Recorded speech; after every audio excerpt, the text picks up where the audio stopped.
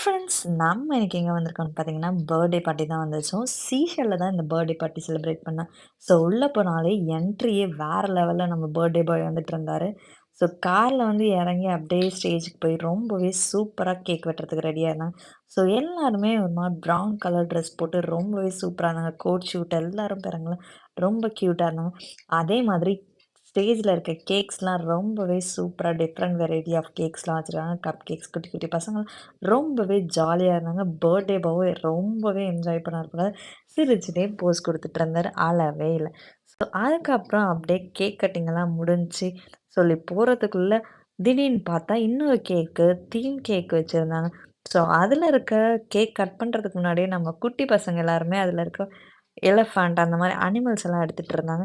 So அதுக்கப்புறம் அத முடிச்சுட்டு ஹால்ஃப் டே பலூன் ஷூட்டிங் போயிருந்தோம். ஸோ எங்க அம்மா பலூன் ஷூட்டிங் ட்ரை பண்ணாங்க.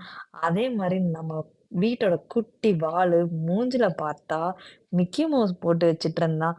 ரொம்பவே கியூட்டா இருந்துச்சு மிக்கி மவுஸ். அத ஆசைப்பட்டு நம்ம வீட்டோட பிரின்சஸ் ரொம்பவே அழகா பட்டர்ஃப்ளை ட்ரை பண்ணா. ஸோ நானும் பலூன் ஷூட்டிங் முடிச்சுட்டு அப்படியே சாப்பிட்டு கிளம்ப போறேன். பாய்.